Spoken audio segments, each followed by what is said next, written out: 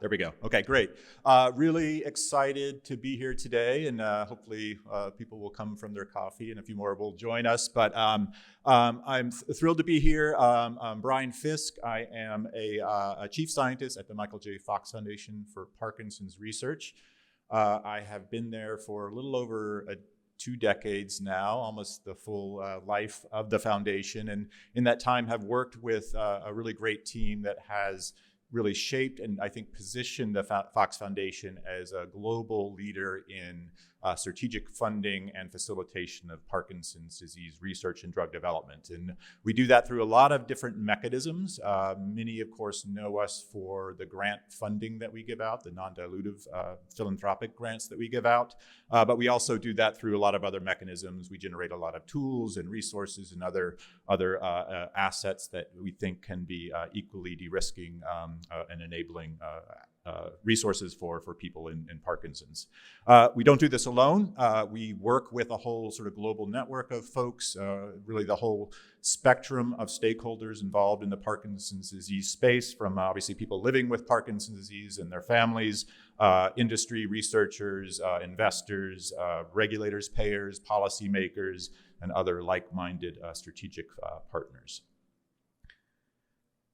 So I was really sort of optimistic and sort of excited by the discussions this morning and the 2 panels we just heard that I think, hopefully I don't need to then convince many of you, if you're not already convinced, that really I think the time and really the opportunity is now to try to end Parkinson's disease and other neurodegenerative diseases. And I liked the way one of the panelists this morning framed this idea of 2030s really being the sort of decade of brain health, and really thinking about how do we move these therapies forward and how do we really think realistically about addressing these age-related diseases. And I think, the need is there. Parkinson's is the second most common, really only to Alzheimer's, neurodegenerative disorder with really obviously global prevalence and impact.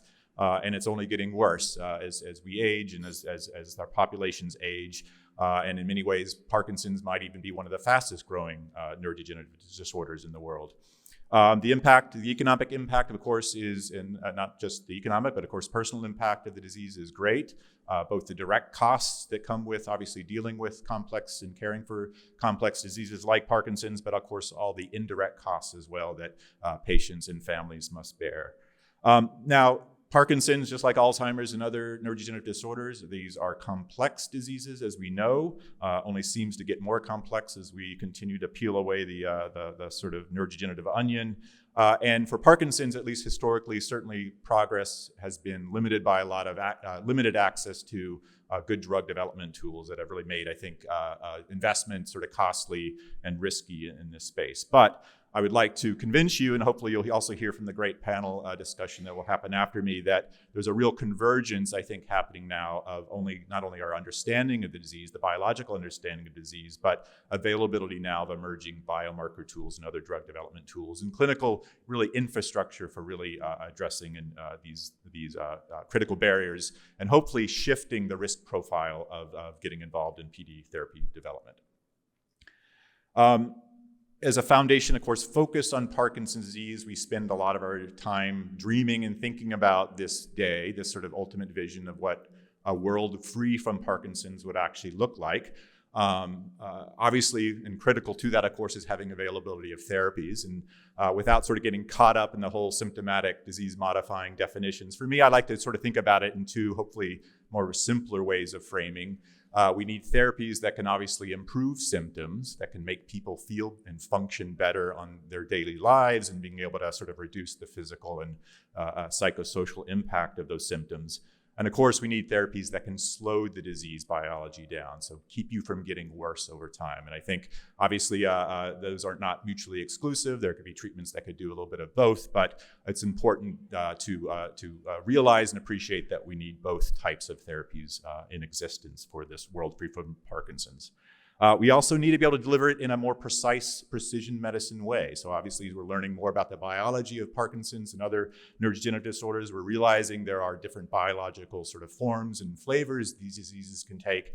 We need to therefore be able to truly match the therapies to the right biology. So having that precision medicine in place, but also the ecosystem for delivering that medicine to patients is, of course, critical.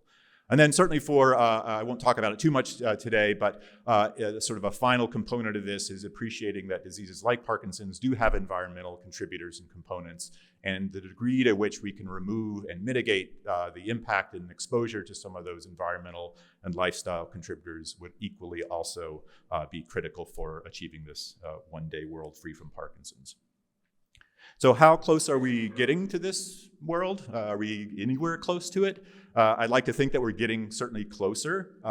For Parkinson's, at least, it's been great that from a therapy side, we actually do have a lot of therapies. And so I don't expect anybody to read the fine print on this slide. I just sort of appreciate the sort of trajectory of these are FDA approvals, essentially most, if not all, Parkinson's treatments that have been approved in the US since the last 50 years or so. And you can certainly see that there's been a robust sort of a rate of approvals for Parkinson's, especially after 2000. Importantly, though, what is driving, of course, most of this are therapies and innovation in dopamine-directed therapies and sort of various surgical approaches that can address the sort of abnormal neural activity in the disease. So a lot of innovation still in those spaces really driving this approval rate, and certainly if you compare it to Alzheimer's, which is more prevalent, but the approval line is certainly much less robust. But that being said, Alzheimer's has something that we do not yet have, which of course are therapies that can potentially slow the disease progression down. And of course that is then the really goal and focus of the Parkinson's field today. If you sort of step back now into sort of the clinical development pipeline for Parkinson's, and this is from an analysis our team did roughly a little bit, maybe about a year or so ago, so it's a little dated, but I think is a good reflection still of the excitement and the optimism and the robustness that is in the Parkinson's pipeline today. A whole range of biology, so there's a lot of ways you can sort of look at the dimensions of a therapeutic pipeline like Parkinson's. Here I've sort of listed it out more in biology, but you can see that there's a real diversity of approaches that are being developed and tested in different stages of clinical development for Parkinson's disease. Of course, still a lot of innovation happening in the dopamine space. We've had some good approvals in the last year or so with new pump delivery approaches and other approaches.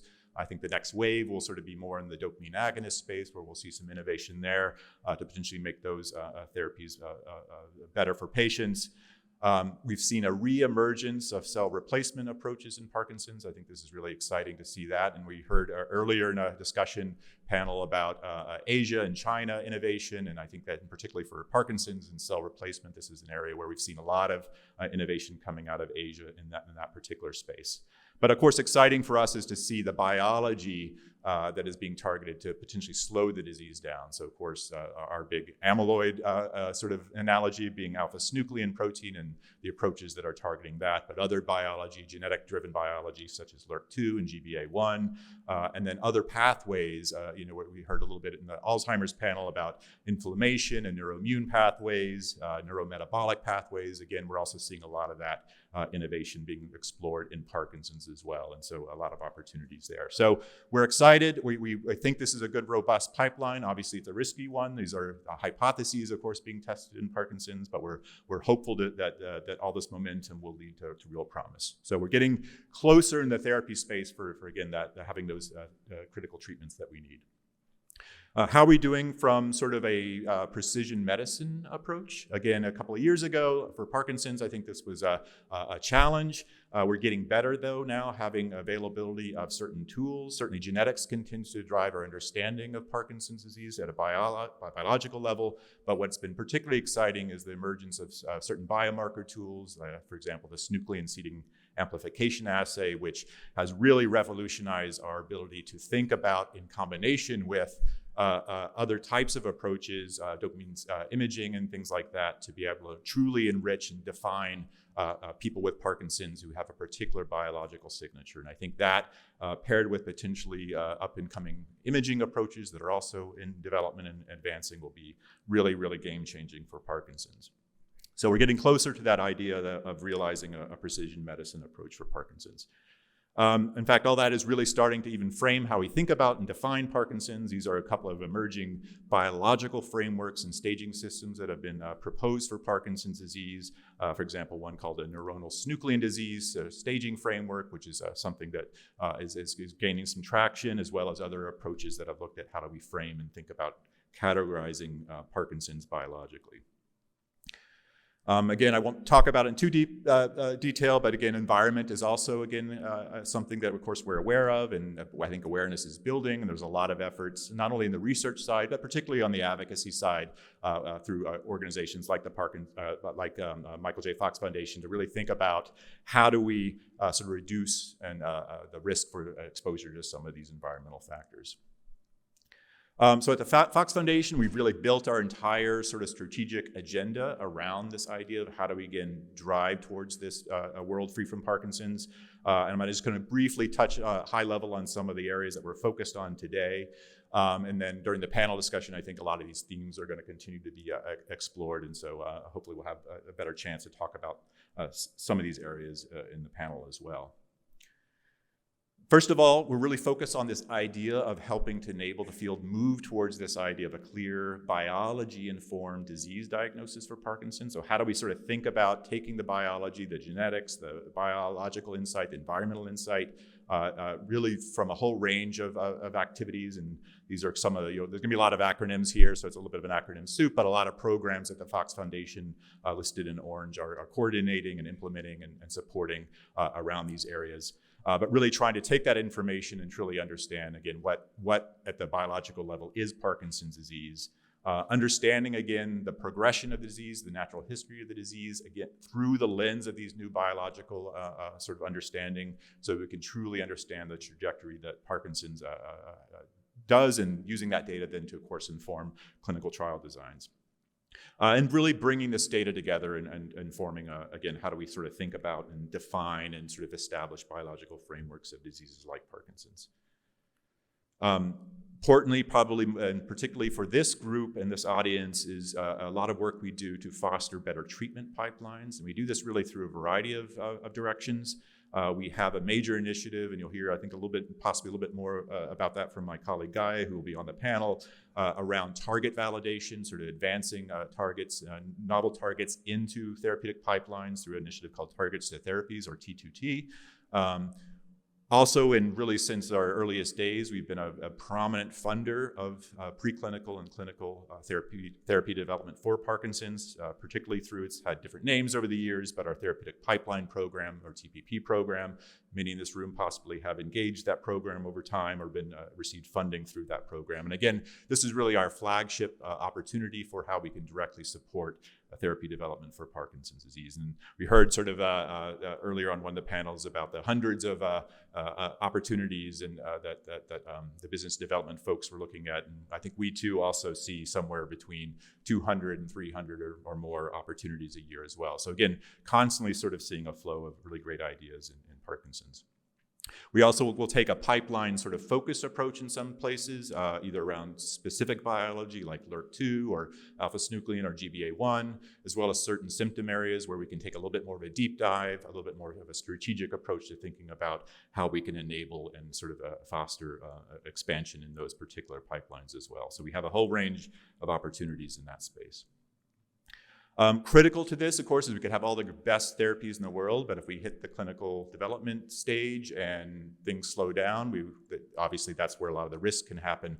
So for us, we spend a lot of time thinking about how we can speed clinical trials. And that doesn't just mean simply in rates and months and how long it takes to run a trial, but really how can we speed trials to get faster decision quality information and data to make faster decisions about next step development. And so for us, this is critically driven by our focus on helping to develop better and more meaningful and informative measurement tools and other drug development tools to really hopefully make those clinical trial data sets more robust and informative. And there's a whole range of programs that touch anything from biochemical biomarkers to imaging biomarkers, clinical endpoint initiatives, staging frameworks, so some of the frameworks I mentioned earlier, and I'll talk a little bit more in a second about probably our flagship program in this space, the Parkinson's Progression Marker Initiative.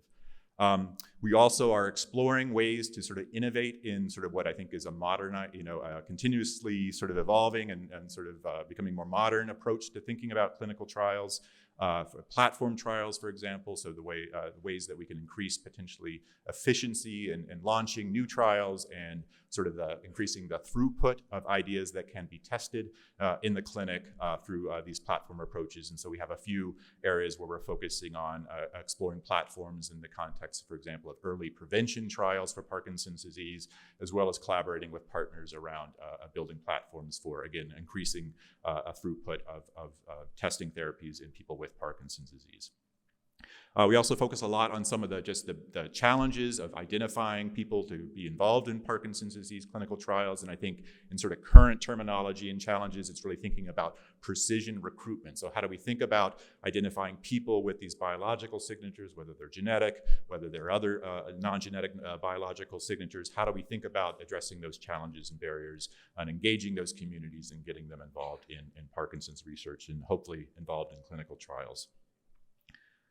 And finally, really thinking about how do we approach the communities as a whole. So the different ways that we can catalyze our communities, get them focused on what we think are the right priorities for addressing barriers in Parkinson's disease. Anything from training and education of care providers. We have fellowship programs, for example, for new movement disorder specialists, and other physician education programs, public awareness programs, and educating the Parkinson's community through a variety of different sort of in-person conferences, as well as online materials and education guides.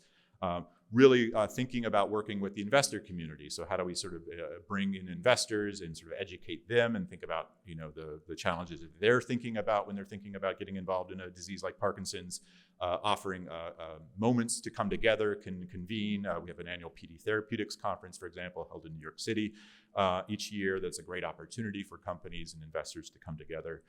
Really thinking too about the different communities we can connect. We have a whole range of sort of online PD research exchange, which meets weekly to share updates on different scientific projects and themes, data communities of practice, and early career development efforts that we work on as well. And then importantly, a lot of policy effort that we work on. So I mentioned the environment. We have a major push in advocacy effort to think about the ways that we can sort of advocate for changes in an environmental policy at the government level. So I mentioned PPMI, our Parkinson's Progression Marker Initiative. This is, I think, probably our flagship and cornerstone program. It was launched about 15 years ago. Really launched initially as sort of essentially a natural history study of people newly diagnosed with Parkinson's. That was sort of the original vision.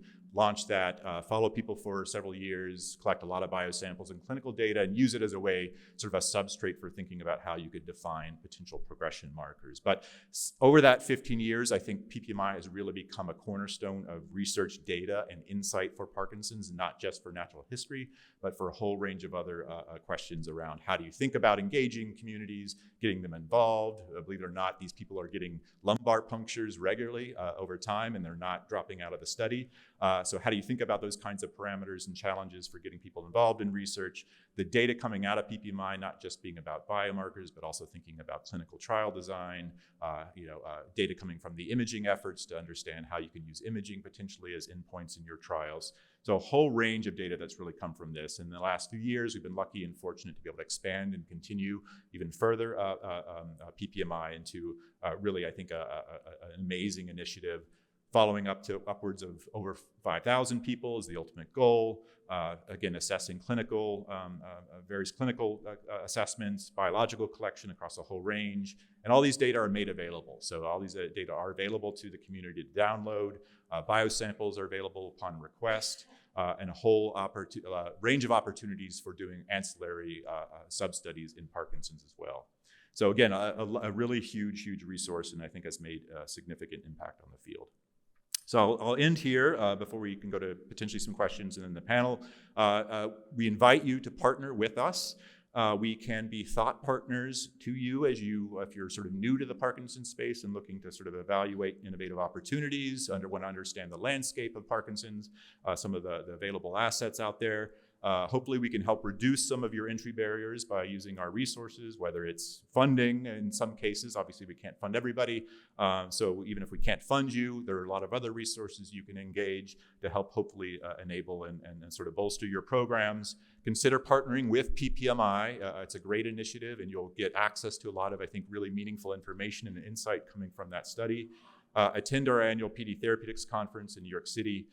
Join our research communities. Again, these are all free to join. And just, engage us in whatever way that we can be supportive. So I've left an email address there for folks who want to reach out to us. And my colleague Ryan is in the back if he wants to raise his hand.